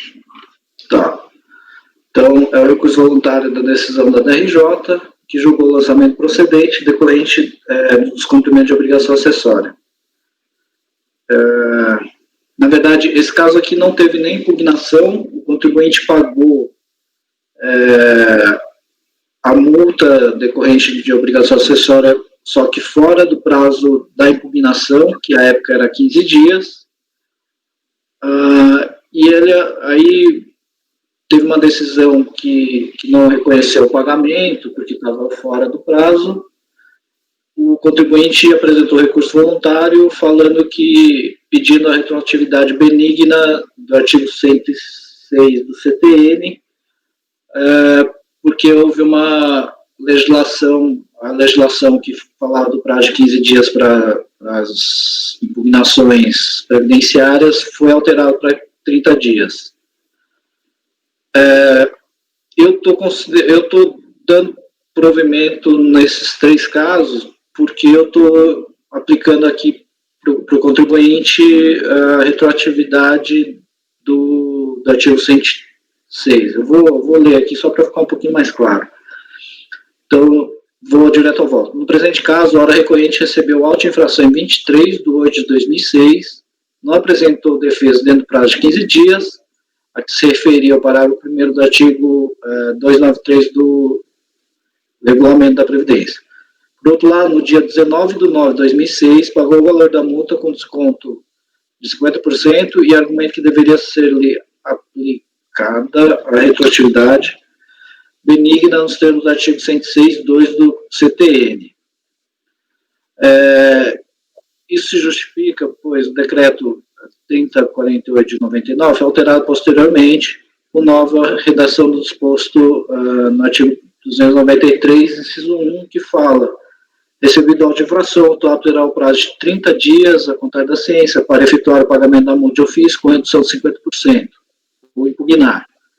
A meu ver, merece razão recorrente, tendo em vista que, nos termos do artigo, no disposto no artigo 106.2, a linha B, do Código Tributário Nacional, temos: tratando-se de ato não definitivamente julgado, quando deixe de tratá-lo como contrário a qualquer exigência de ação ou omissão, desde que não tenha sido fraudulento e não tenha implicado em falta de pagamento de imposto. No caso em tela, não se verifica que há fraude e também não implica em falta de pagamento de tributo, tendo em vista os presentes autos, tendo em vista que os presentes autos ainda não foram definitivamente julgados e a alteração da legislação que rege a matéria deixou de exigir pagamento do prazo, dentro do prazo de 15 dias, para alargar o prazo para 30 dias, de modo que deve ser dado provimento ao recurso apresentado pelo contribuinte. Então, estou conhecendo o recurso e estou dando provimento. Senhores, considerações? Então, para entender aqui, Douglas, esse prazo aqui, 15 dias, era para quê? Era o prazo para impugnar anteriormente e, dentro desse mesmo prazo, você podia pagar com esse desconto de 50% na época. Aí ele pagou alguns dias depois, daria dentro dos 30 dias. Engraçado, porque assim, como é que chegou aqui? Mesmo ele não tendo apresentado recurso e impugnação, né? Tá estranho. Não, ele não discutiu a matéria, mas ele diz que pagou esse 50%. Não foi isso? Foi isso. Ele não discutiu a matéria em si, ou seja, o mérito da questão. Foi o que eu não tinha entendido. Foi isso mesmo, mas a pergunta do Rodrigo, eu também fiquei meio assim, porque, na verdade, como ele não impugnou... Mas não pode ele não ter impugnado. Alguma coisa aconteceu aqui. Não, então, ele não impugnou, pagou e informou. Aí teve um despacho, decisão, notificação, né, que chamava. Sim. E aí ele apresentou um recurso voluntário. Mas... então teve a decisão. Essa decisão de notificação era a antiga decisão da DRJ. Eu estou colocando aqui até como decisão da DRJ, mas... mas aí tu pode até substituir, é uma decisão de notificação, não passou pela DRJ, né? Senhores, considerações?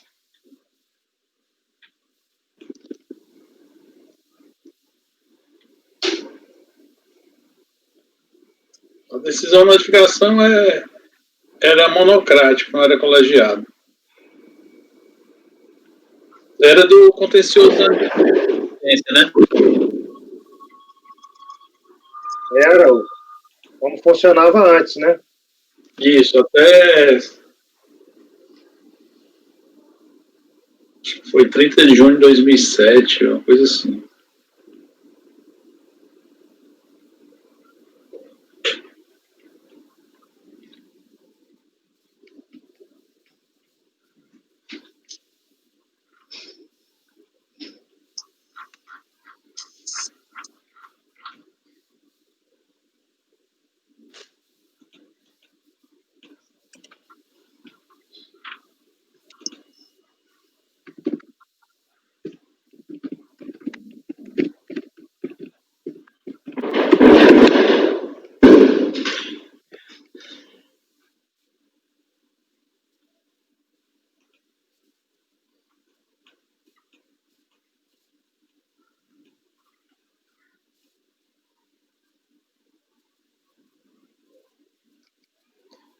Senhores, alguém quer fazer alguma consideração?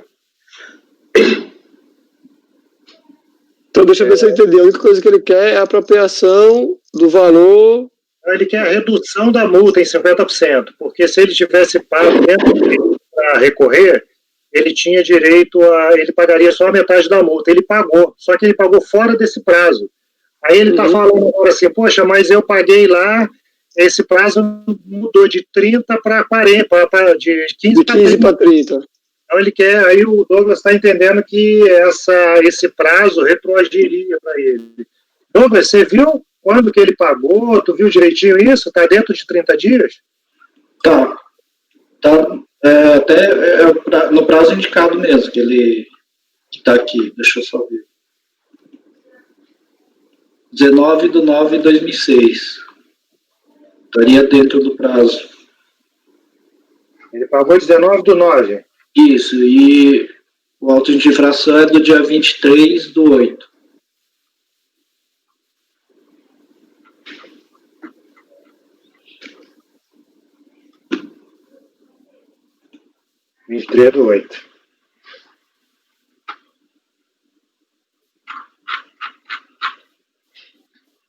Senhores, vamos lá, vamos às considerações e ao julgamento. Se perfeito, entendi.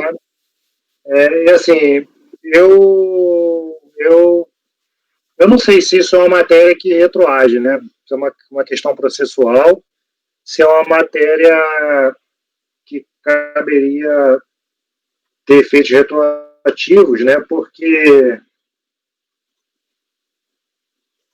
o artigo 106 é claro a dizer que aplica-se a ato ou fato pretérito a legislação quando deixe de tratar-lhe como contrário a qualquer exigência, quando lhe comine penalidade menos severa ou quando deixe de defini-lo como infração.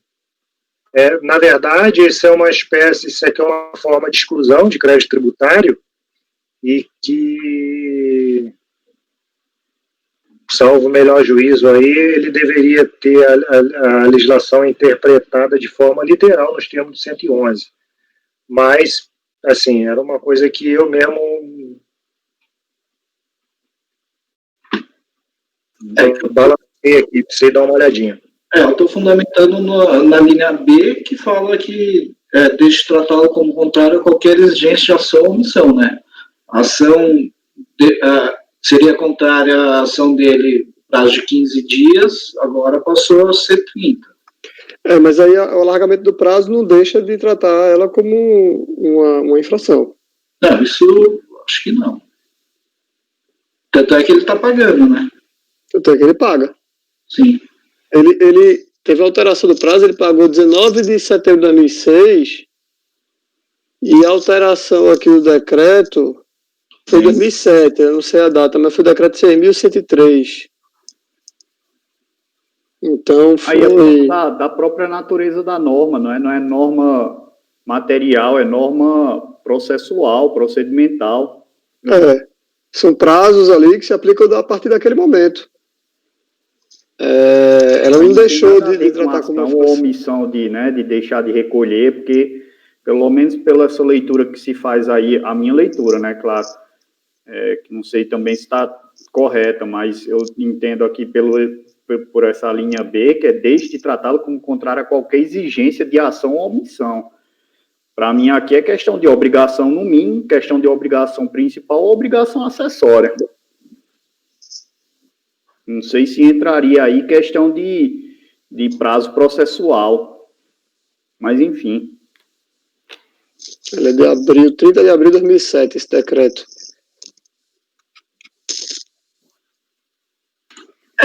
Não sei se prazo processual a gente está falando no sentido do prazo ser alargado para apresentar o recurso, mas na verdade é um prazo para pagamento, né? E tem isso também, que já é outra discussão, né? Porque na verdade foi alargado o prazo para o pagamento em si, né? Não, tudo bem, a norma mudou para falar, o prazo de 30 dias, no mesmo lugar que fala do pagamento, fala da apresentação da defesa. Então, aí, Para mim, eu estou interpretando um prazo para pagamento, né? Só nesse sentido. Talvez, se for o caso, deixar mais claro aqui. Ah, tá. Até, né, prazo para interposição, né? Prazo para pagamento. Né? Porque o inciso falou, o parágrafo falou das duas coisas, né? O prazo para interpor a defesa e para pagar com redução, né? 50%. Então, mas aí é que a multa cheia é 1.100 e pouco. O prazo de 15 dias que existia antes era para você se beneficiar de uma redução dessa multa. Ela não deixou de existir, ela não deixou de ser tratada como... Não é uma infração, não posso nem chamar de infração, porque a infração já ocorreu quando teve a multa. Ou você paga com a redução de 50%, ou então você, né, discute. Tem 15 dias para fazer isso. Aí quando ele alargou para os 30, ele agora quer aplicar os 30, que foi feito quase um ano depois que alargou, né, para retroagir. Não sei. Eu tenho para mim que aqui ele não deixou de ser tratado como infração, ou o fato dele ter pago 15 dias depois seria uma majoração da multa. Aqui a multa não está sendo majorada, a multa está sendo reduzida caso ele pagasse aquele prazo. É uma benesse, não uma infração. Vamos pensar o contrário. Imagine que ele tivesse pago no 25º dia, seguindo a legislação da época, pagou tudo. Passados aí 6 meses, mudou a legislação, fala assim, olha, você pode reduzir 50% até pagando em até o 30º dia. Aí ele entra com um pedido de restituição. Falei assim, olha, eu tenho que pegar, eu paguei tudo lá no 25º dia, porque o prazo era até o 15º, e agora a legislação mudou, foi para 30. Ele tem direito a crédito ou não tem direito a crédito? Acredito que não. Acredito que não. Mas aí, assim, ó, por outro lado, colocando mais ingredientes, se a norma anterior à revogada, que foi na época dos fatos, falava assim, 50% em 15 dias, ou se pago, tudo bem, aí eu falo da impugnação, apresentar a impugnação e pago até o recurso, sei lá, tem uma redução de 25%. Então, assim, eu não estou aplicando aqui, mas se fosse o caso, talvez, se eu restar vencido, talvez eu apresente voto nesse sentido, porque aí, de certa forma, a gente está nessa situação. Não sei. Entendeu ou não? Entendi. Ele tem uma redução para pagar até o recurso voluntário, no caso. Né? Isso. Poderia aproveitar essa redução. Se restar vencido, sei lá. Mas aí o pagamento é integral, né? Eu acho que ele não... Assim, eu não sei se ele fez o pagamento integral.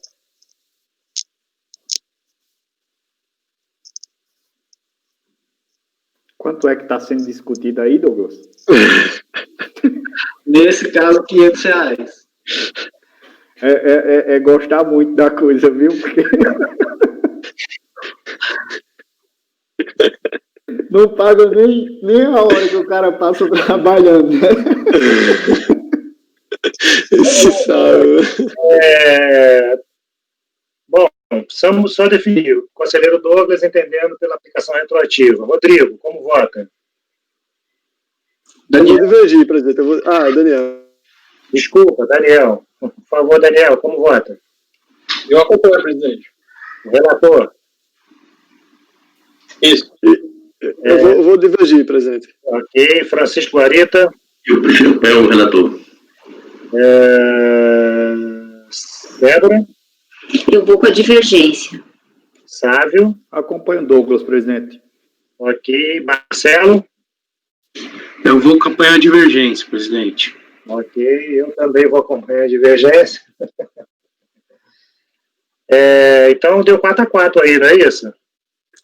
Isso, 4-4.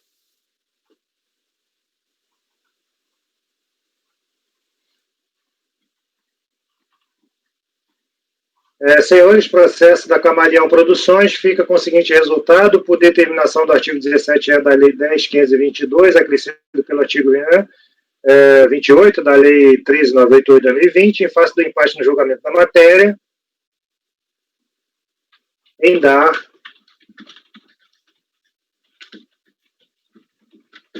provimento ao recurso voluntário. Aqui, conselheiro Douglas? Então, ficou dessa forma. Esse é um resultado que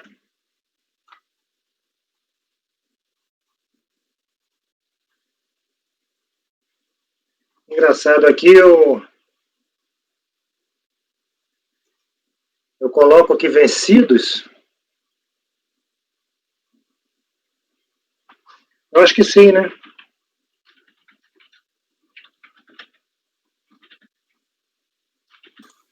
Vencidos com Rodrigo, Débora,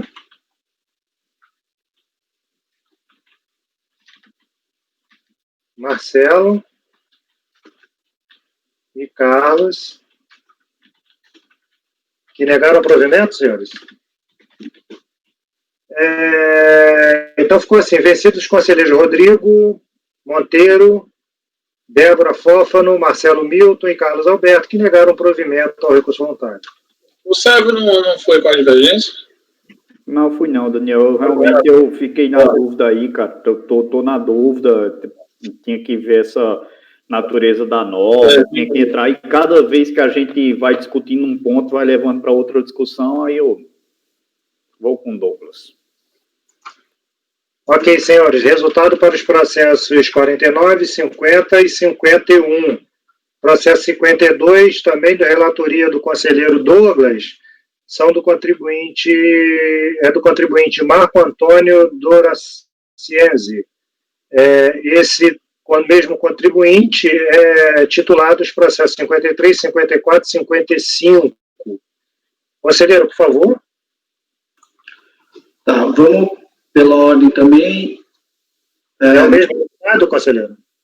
Então, o 52, 53, 54, mesmo resultado, porque são obrigações principais.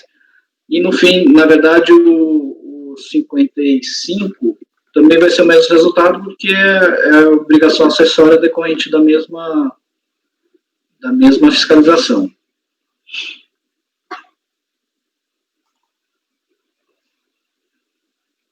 Está sem som, presidente, pode ir.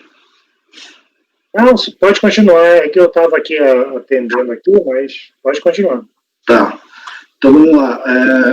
É o 52, então, é o recurso voluntário da decisão ferida pela DRJ, que julgou o lançamento procedente decorrente de falta de recolhimento de contribuições previdenciárias sobre a obra de construção civil. O Daniel deu uma explicada aí antes na situação. O caso do contribuinte é meio parecido, ele terminou a obra e não apresentou os documentos, e aí sofreu aferição indireta. E aí apresentou apresentou o recurso voluntário, praticamente repetindo os argumentos apresentados na defesa. Eu vou passar o voto. O contribuinte alega que não teve oportunidade de promover de forma espontânea e sem os conceptários legais o recolhimento da contribuição.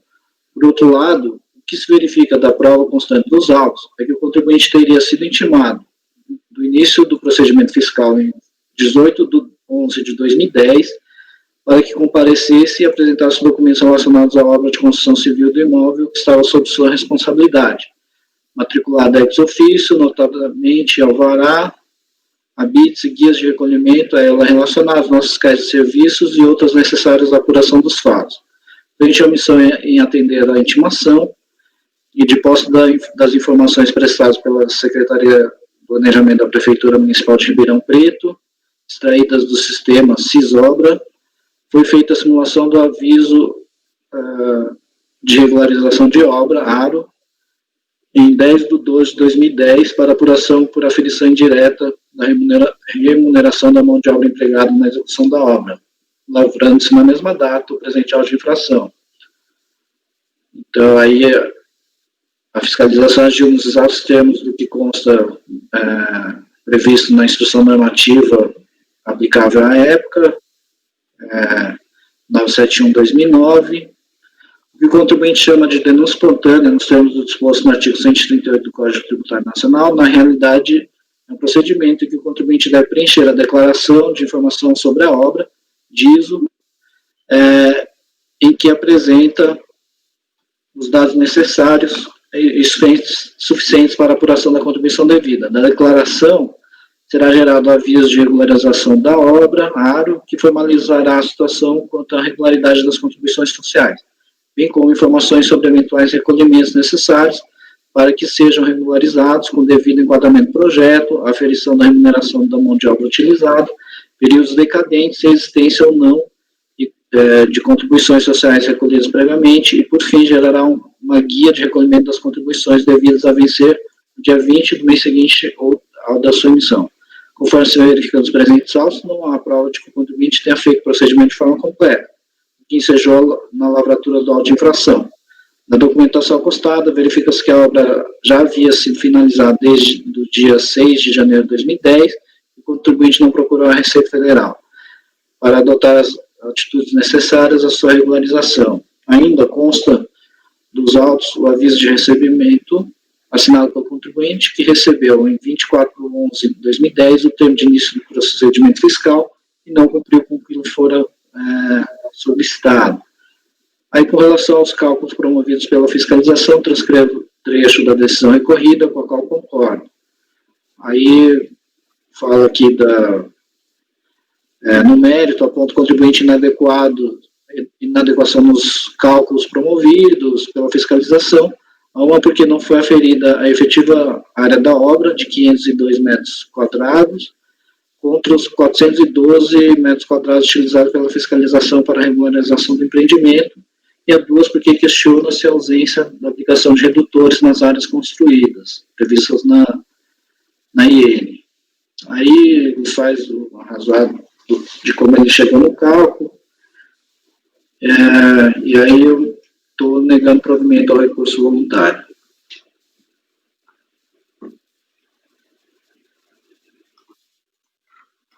Só para lembrar, esse daqui é de contribuição patronal, os outros dois são de devidos parcela de segurados e terceiros. E aí o último é referente à obrigação acessória, descumprimento de obrigação acessória. Senhores, considerações? Nós estamos no 5.2, conselheiro relator negando provimento ao recurso voluntário. Como vota aí o Rodrigo? Desculpa, Daniel? Eu acompanho, presidente. Rodrigo? Também acompanho, presidente. Marita? Eu também acompanho. Débora? Acompanho. Sávio? Acompanho, presidente. Marcelo? Acompanho. Eu também acompanho o conselheiro relator e, nesse sentido, acordo mesmo. Colegiado por unanimidade, voto negar provimento ao recurso voluntário. Essa é a parte patronal, não é isso, Douglas? O 52. E aí, quais são os... O 53 seria dos empregados. Ok, que vai ter o mesmo resultado, tudo bem, senhores? Todos de acordo? E o 54 também, é isso? 54 seria terceiros. Ok. Agora a gente tem o CFL 35, que é deixar de prestar informações e esclarecimentos necessários à fiscalização. Naturalmente, até pelo relato ali, é algo que você vai tá votando por negar provimento também, Douglas? Isso, estou negando provimento, presidente. É exatamente o histórico que já se viu no processo anterior, né? Exato. Tipificada no relato do processo anterior. Senhores, o último processo desse contribuinte, no Marco Antônio, é o 55, ainda com o voto do conselheiro relator por negar provimento.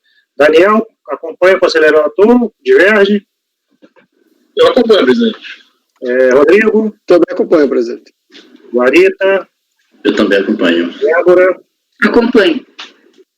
Sávio? Acompanho. Marcelo? Acompanho. Ok, senhores, eu também acompanho o conselheiro relator e, nesse sentido, o processo 55 fica acordo de membro colegiado por unanimidade de votos, sem negar provimento do recurso voluntário. Nós temos agora o processo 56, relatoria do conselheiro Marcelo. Vocês querem dar uma paradinha, ok? Sim, eu ia sugerir isso agora.